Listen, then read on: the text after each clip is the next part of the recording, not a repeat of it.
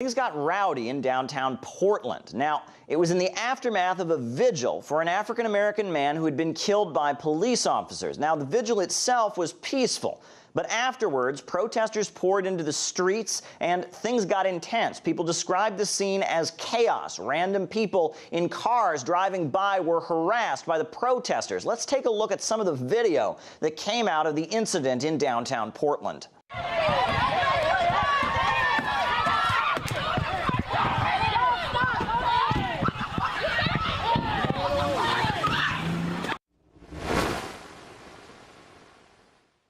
Ted Cruz, the senator from Texas, was simply having dinner with his wife. He was in a restaurant, and soon he was surrounded by left-wing activists who were furious about the situation regarding Brett Kavanaugh, a controversial Supreme Court justice who was just confirmed. Now, the protesters interrupted him. This took place in September, and after the incident took place, there was actually a threatening tweet that was made on social media. Let's take a look at what happened to Ted Cruz and his wife as they were just trying to enjoy their dinner in a Washington, D.C. restaurant. We survivors! We believe survivors! We believe survivors! We believe survivors!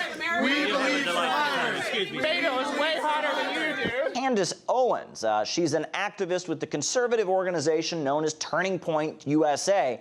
She was confronted by protesters after she was simply trying to have breakfast in her hotel. The protesters were confronting her and did not approve of some of the statements that she had made on social media. This is what went down when Candace Owens was just trying to enjoy her everyday life.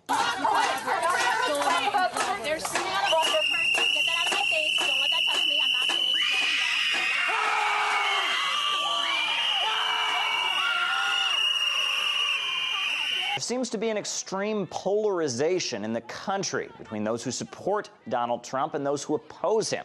And it seems that this division is being escalated, with some taking it well beyond arguments and to physical confrontations. Former Texas Republican official John Griffin believes there is a significant and growing partisan divide in the country.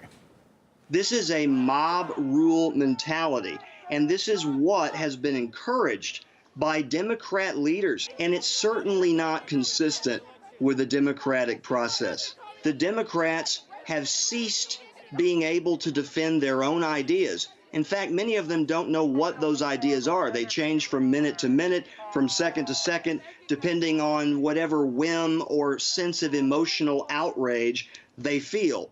And this is stoked and fanned by people who know better in Washington, and it's very dangerous.